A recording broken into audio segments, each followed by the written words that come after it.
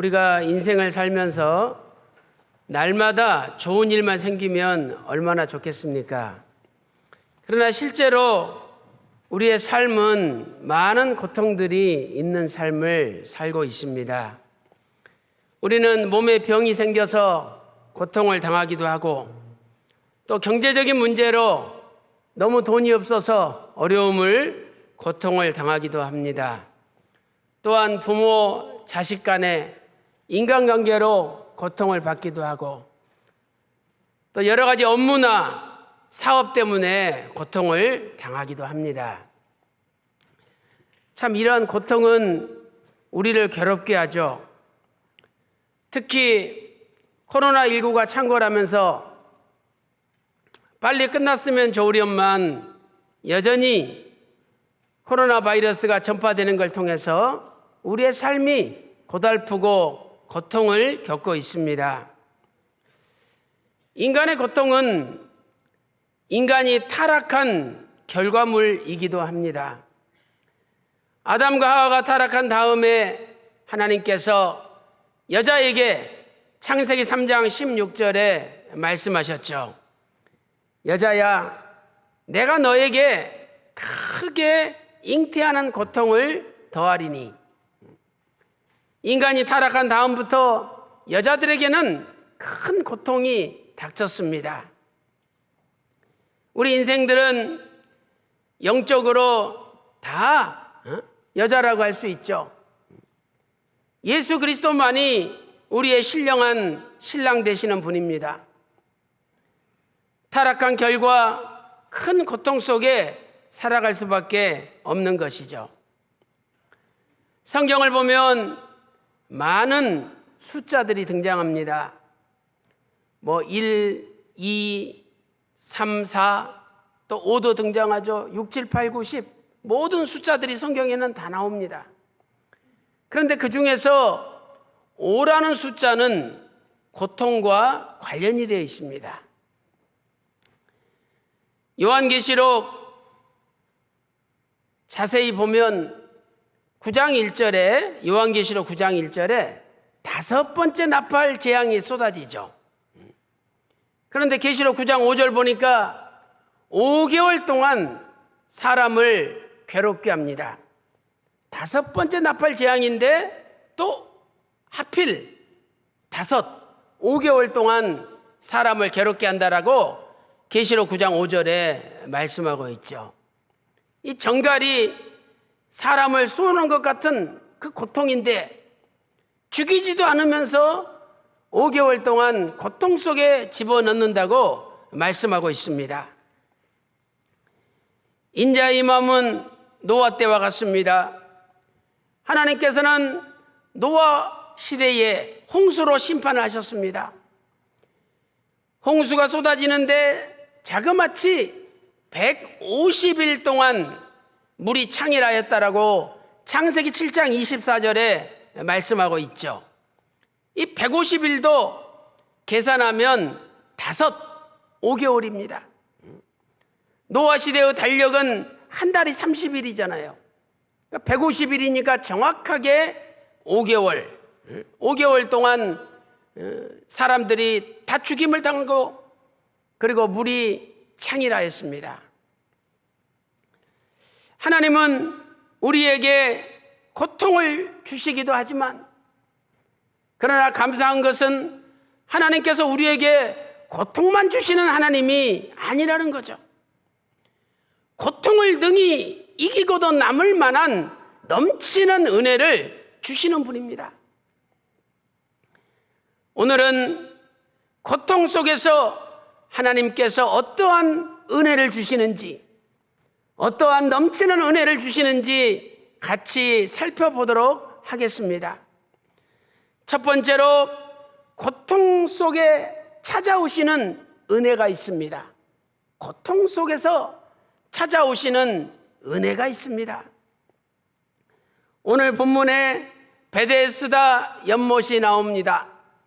이 베데스다 연못에는 행각이 5개 있었다라고 요한복음 5장 2절에 말씀하고 있죠. 이 행각 안에는 많은 병자, 소경, 절뚝발이, 혈기 마른 자들이 가득하였다라고 요한복음 5장 3절에 말씀하고 있습니다. 그러므로 행각 5, 이 오라는 행각은 고통의 상징이요, 그 행각 안에는 수많은 병자들이 고통 속에 신음하고 있었습니다. 첫째로 38년 된 병자의 고통은 소망이 없는 고통이었습니다. 고통도 괴로운데 아예 소망이 보이지 않는다면 얼마나 괴롭겠습니까? 다른 환자들은 연못에 뛰어들 수가 있습니다. 이 연못은 가끔씩 천사들이 내려와서 물이 이렇게 움직입니다. 그때 누구든지 먼저 뛰어든 사람은 병이 낫는 것이죠. 요한복음 5장 3절 4절에 말씀하고 있습니다. 그래서 많은 환자들이 병을 고쳐보고자 베데스다 연못에 모여 있었던 것입니다. 그런데 38년 된 병자는 도저히 혼자 힘으로 걸을 수 없는 사람입니다. 또 이 사람은 38년 돼가지고 온몸이 썩고 진물이 나고 욕창이 생겨서 도저히 자기 힘으로는 연못 속에 뛰어들 수가 없죠. 그러므로 그 38년 된 병자의 고통은 소망이 없는 고통이었습니다. 그런데 왜 38년 된 병자가 베데스다 연못을 떠나지 않고 거기 머물러 있습니까? 그것은 소망이 없지만 그래도 혹시 고쳐질지 모른다는 일말의 기대를 가지고 남아 있었던 것이죠. 이것이 우리 타락한 세상을 살아가는 군상들의 모습이 아니겠습니까?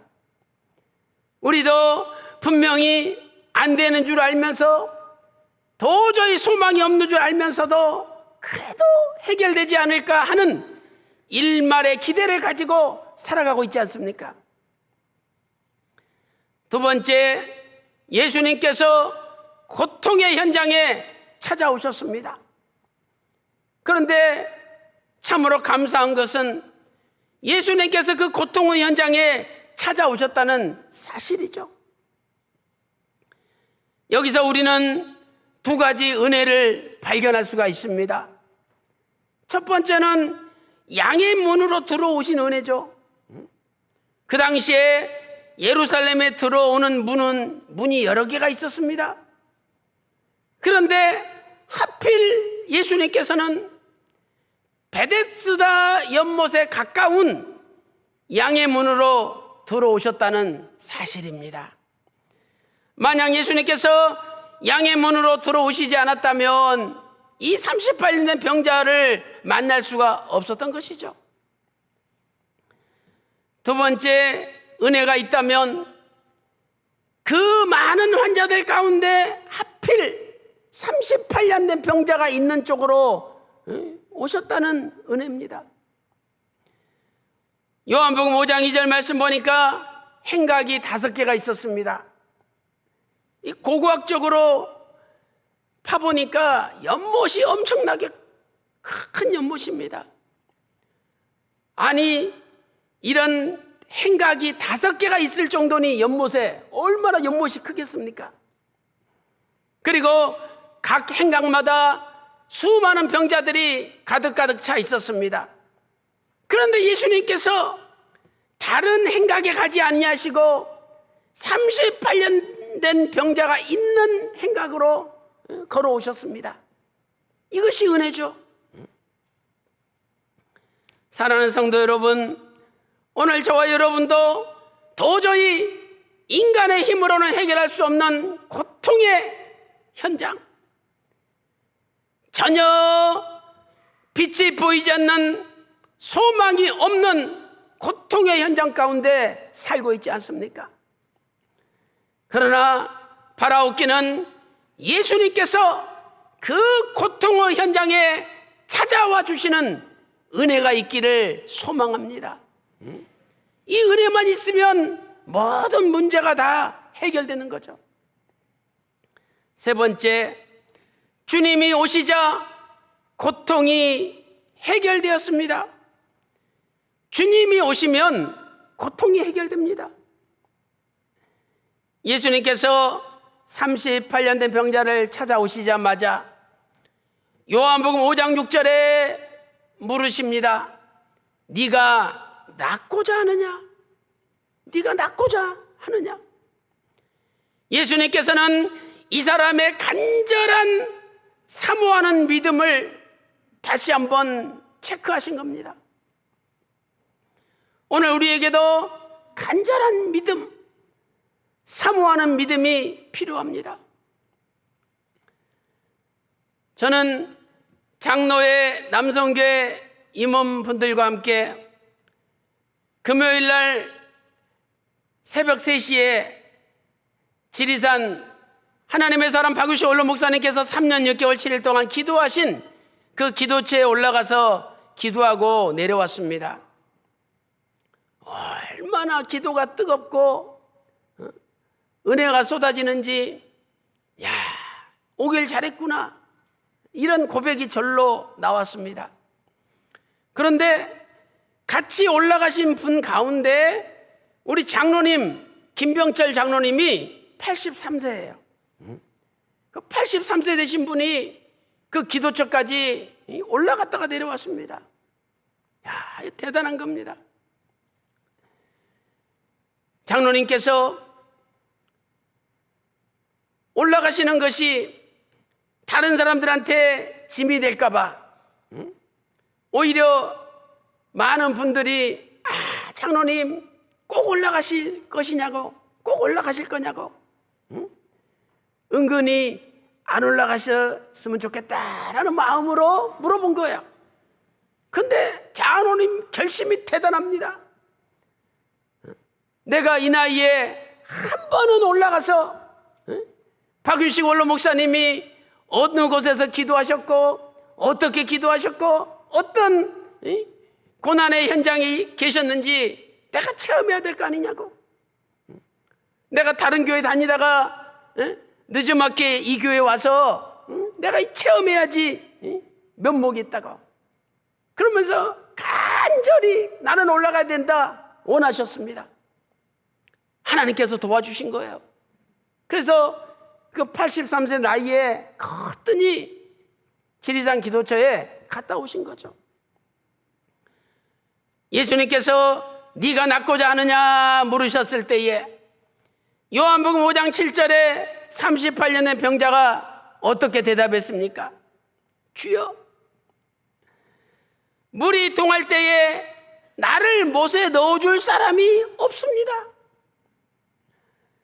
내가 가는 동안에 다른 사람이 먼저 가나이다. 도저히 자기 힘으로는 고칠 수 없는 절박한 상황을 주님 앞에 아뢰었습니다. 오늘 우리도 내 힘으로 도저히 해결할 수 없는 그 나의 절박한 상황을 주님 앞에 그대로 고백해야 됩니다. 요한복음 5장 8절에 주님께서 일어나 내 자리를 들고 걸어가라 이렇게 말씀하셨는데 이 사람이 즉시 자리를 들고 일어나 걸어가니라. 이날은 안식일이니 요한복음 5장 9절에 말씀하고 있습니다. 아니, 안식일이면 뭐합니까? 병들어 누워있는데, 안식일이면 뭐합니까? 근심, 걱정, 염려가 가득 차 있는데, 그런데 예수님 만나고 38년 된 병자는 진짜 안식일을 맞이한 거죠.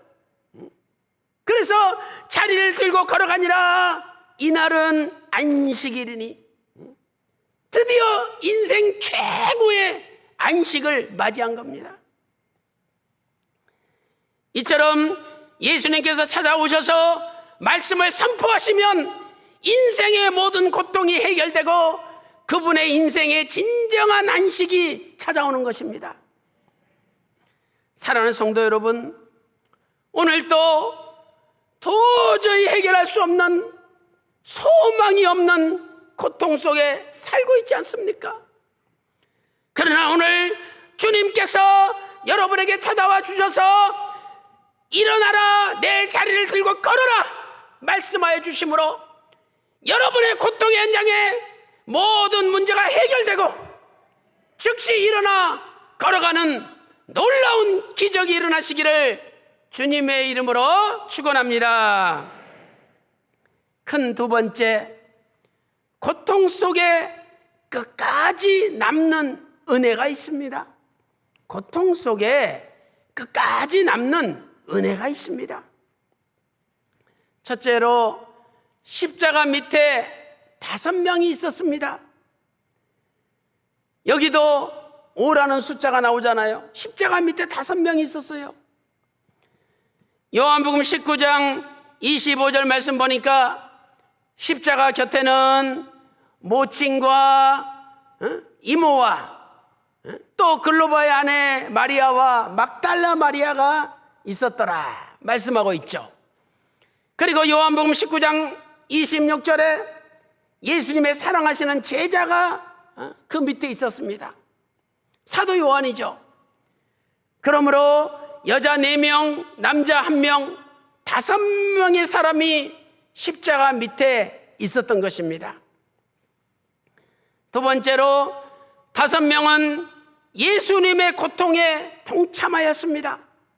이 5명은 예수님의 고통에 동참한 분입니다. 오늘날 자식이 군대 간다, 그 어머니들이 눈물을 흘리죠. 자식이 안쓰러워서 눈물을 흘립니다.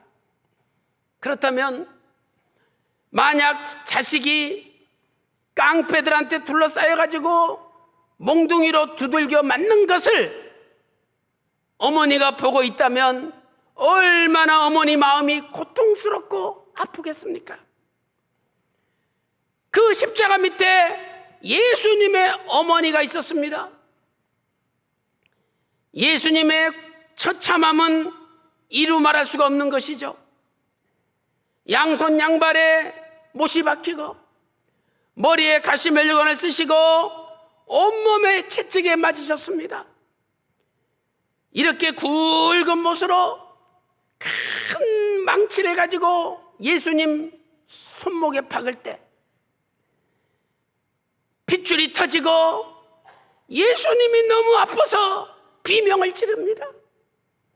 그 비명 소리가 십자가 밑에 있는 5명에게 울려 퍼집니다. 그 5명은 얼마나 고통스러웠습니까? 예수님의 아픔이 5명의 아픔이요, 예수님의 고통이 5명의 고통이었습니다. 그들은 예수님의 십자가를 짊어지고 예수님의 고통에 동참한 분들이죠. 사랑하는 성도 여러분, 예수님의 십자가를 같이 쳐보세요. 예수님의 고통 속에 같이 들어가 보세요. 그러면 놀랍게도 예수님의 영원한 생명이 우리 가운데 나타납니다. 그래서 그 고통을 이기고 끝까지 남을 수가 있는 것이죠. 고린도후서 4장 10절 말씀 보세요. 고린도후서 4장 10절에 우리가 항상 예수 죽인 것을 우리 몸에 짊어지면 예수의 생명도 우리 가운데 나타나게 하려 함이니라. 예수님의 십자가 고통을 짊어질 때 그 순간에 예수님의 영원한 생명이 나타난다는 말씀입니다. 고린도후서 4장 11절 말씀 보세요. 우리 산자가 예수를 위하여 항상 죽음에 넘기움은 예수의 생명이 또한 우리 죽을 육체에 나타나게 하려 함이니라 말씀하고 있습니다. 우리가 수많은 고통을 당하고 있는데 이 고통 속에 끝까지 남고 승리하는 비결이 무엇입니까? 그것은 그 고통 속에 예수님의 십자가를 바라보고 예수님의 고통에 내가 같이 참여하는 것입니다. 그때에 신기하게도 예수님의 생명이 나타나서 우리를 고통 가운데 해방시켜 주시고 우리에게 고통을 이길 수 있는 놀라운 하늘의 능력이 주어지는 것입니다. 골로새서 2장 15절 말씀 보세요. 예수님께서는 정사와 권세를 벗어버리시고 밝히 드러내서 십자가로 승리하셨습니다. 예수님의 십자가는 패배가 아니라 승리입니다. 그러므로 우리가 아무리 큰 고통 가운데 있다 할지라도 그 고통 속에 십자가를 바라보고 그 고통 속에 주님의 고통에 동참한다면 십자가는 우리의 고통은 패배가 아니라 영원한 승리로 바꿔지는 것입니다. 사랑하는 성도 여러분, 오늘 여러분의 고통이 고통으로 끝나지 않고 영원한 생명이 나타나는 고통, 영원한 승리로 바꿔지는 고통이 될 줄로 믿습니다. 세 번째, 5명은 고통을 이기고 끝까지 남는 자가 되었습니다. 5명은 고통을 이기고 끝까지 남는 자가 되었습니다.